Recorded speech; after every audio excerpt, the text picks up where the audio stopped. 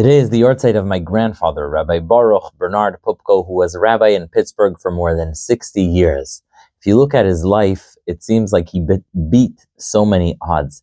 He was born in a small town called Velizh in Russia.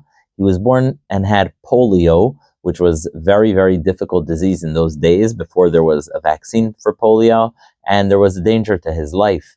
His father was Rabbi Eliezer Poupko, the rabbi of Velizh, and he was originally from Radin, and his mother was Peshachaya Poupko, whose original maiden name was Sapir. She was the daughter of Rav Yaakov Moshe Sapir, the chief rabbi of Saratov.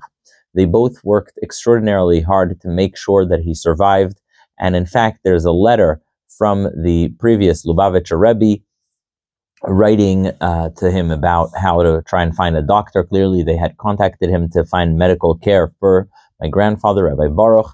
And he also remembered going with his mother to the Rogachover, Rabbi Yosef Razin, in the town of Dvinsk, because the Rogachover had a stepson from his second marriage, who was a well-known physician, and therefore they sought help from him. Under communist Soviet rule, especially with the Yevsektia, the Jewish section of the Soviet Party, my grandfather could not go to cheder, could not get a proper Jewish education, but his father was the rabbi. His mother was the daughter of a rabbi and a very learned woman, so he got a lot of Jewish education at home. But interestingly, there were two schools in the town. One was a non-Jewish communist school run by a person who in his personal life was a Catholic, and the other was a Jewish school that was communist, taught communism and Marx in Yiddish, and was very anti-religious. And my great-grandfather, who was the rabbi of the town, chose to send my grandfather to the school that was not Jewish and run by a Catholic, because there, the Catholic head of the school let my grandfather not write on Shabbos and not write on holidays. And because he was a man of faith, he actually let my grandfather also keep his faith. Secretly, the family tried to get its way out of Soviet Russia. This is the 1920s, really at the peak of a lot of the Soviet oppression. And with the help of our cousins, the Raskis family from St. Louis, the family finally got out. That is worthy of a whole story in and of itself, because just getting out, my great-grandfather was sentenced to Siberia to death 4 times, and so it was not a simple task. But finally, they escaped. When they escaped, they left from this small town in Belarus, in the Smolensk region. They left to the town called Radin, where my great-grandfather Eliezer was from. And in this town of Radin, he met with my grandfather, Rabbi Baruch Poupko, met with the Chafetz Chaim. The Chafetz Chaim told him that you were not able to study Torah until now under the Soviets, and therefore you should now take every opportunity to study Torah because you're free, you're able to study, and that is what he did. After Radin, the family went to the United States. They finally got on to the United States. Interestingly, they took the St. Louis ship, which 10 years later became infamous for returning Jews fleeing Europe back to Germany, but they arrived in the United States. And eventually, my grandfather had enrolled in Yeshivas Rabbeinu Yitzchak Elchanan Yeshiva University, where their close friend, who was also from Radin and would be a longtime friend, Dr. Samuel Belkin, he was a very big figure there, and that's where my grandfather studied. He worked very hard. He had already learned Russian, knew Yiddish, Hebrew, and now he had to learn English, and he worked very, very hard to do well in school. Really hustled. The family didn't have much money, and he worked very hard. Eventually, he got his degree. He got smicha, rabbinic ordination, and in about 1944, I hope I'm not too far off, about 1 or 2 years off maybe, but I believe that in 1944, he became a rabbi in Congregation Sha'arei Torah in Pittsburgh at a pretty young age, in his 20s, and that's where he would be rabbi for the next about 60 years. When he was there, he was very active in so many things. I'll mention just a few of them. My grandfather, Rabbi Baruch Poupko, helped found the Hillel Day School in Pittsburgh, Pennsylvania, a day school that's there to this day. He also was very involved and part of the OU's expansion of its kosher supervision, especially because Heinz, the company making beans, ketchup, etc., was based in Pittsburgh, so there's a famous picture of him there at Heinz, and he was involved in advancing kashrus. There's letters that were written between him and Rav Moshe Feinstein. Interestingly, something I heard from one of Rav Moshe Feinstein's grandchildren, that he said that he'll eat the hashgacha of Heinz in Pittsburgh because he knows it's Rabbi Baruch Poupko, so that he would eat because he trusted my grandfather's supervision there. So that's another thing. In 1948, this is a story I heard from someone from the Youngstown, Ohio region. My grandfather went to Youngstown, Ohio secretly to raise money for the Haganah. The Haganah was the sort of pre-IDF version of protecting and defending Jews in Israel, and it was illegal to send weapons and money to the Haganah. So he went there in a secret way and raised money to make sure that the young Jewish state and that the Haganah can defend themselves.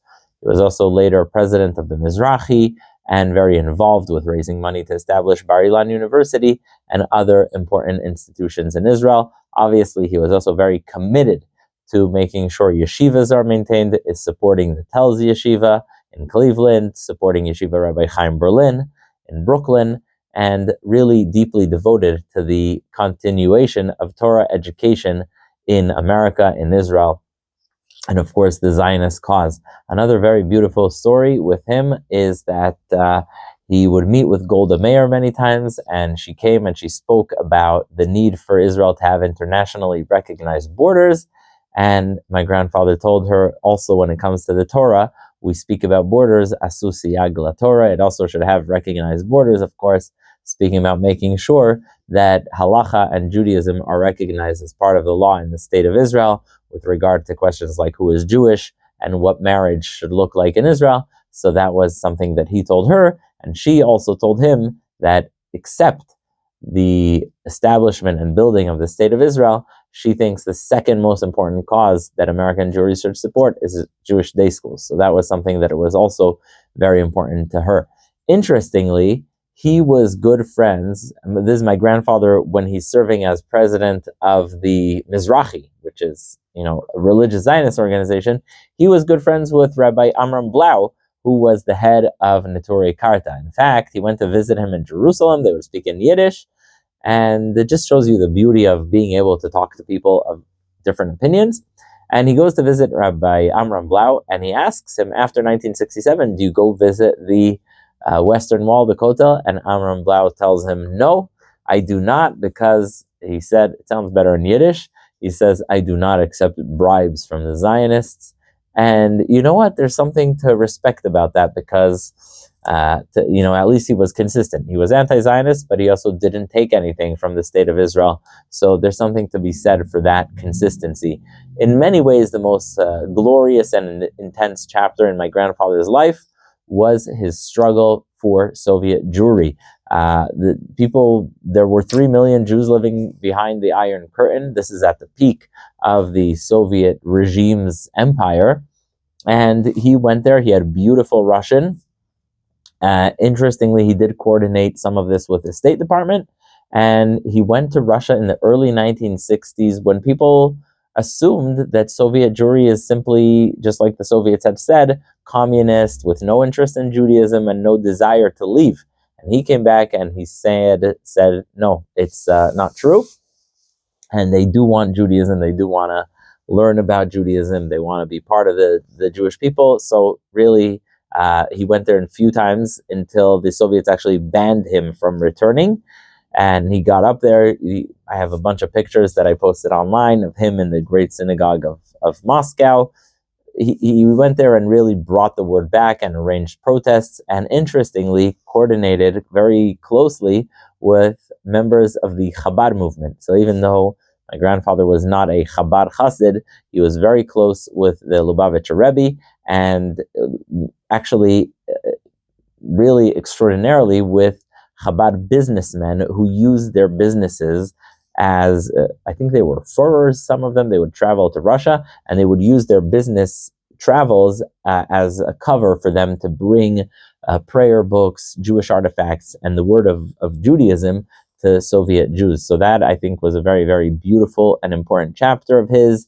He was very interested in making sure people rallied for Soviet Jewry and spoke out for Soviet Jewry, and he even wrote a book in Yiddish called In the Shadow of the Kremlin, about all of his back and forths in Soviet Russia.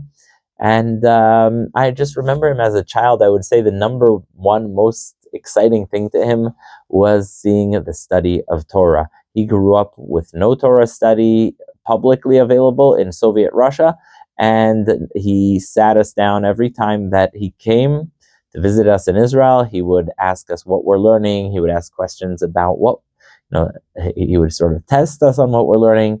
And there was nothing in his eyes that was more important than the study of Torah and the state of Israel. Those were the two things that were closest to his heart. And he was very close friends with great Torah scholars from the Haredi world, as well as with leading Zionist figures. And that really devotion to the state of Israel was also very important to him. He rightfully saw the birth of the state of Israel as a miracle. He could not stop being amazed when he looked at the neighborhood I grew up in, at the whole city of Jerusalem, and just be mind-boggled by the fact that there are hundreds of thousands and millions of Jews living in Israel. And so he was a very special man in that sense. And there's also a side to him that many people don't know about, and that is he helped a lot of people quietly. He would help a lot of people, just, quietly send them letters, checks, help them out, people who were struggling. And he, in that sense, also a very, very, very special man, a kind man, a good man, and so much to learn from him, whether it's caring for the entirety of the Jewish people, caring for the future of Israel, valuing the study of Torah, caring for Jews in peril like Soviet Jewry, and caring for the future of Jewish life in the United States, whether it was his building of Hillel Academy in Pittsburgh or the service he did to the synagogue, to the world of kashrut, and so on, much, much, much, much more. May his neshama have an aliyah, and may his memory be a blessing.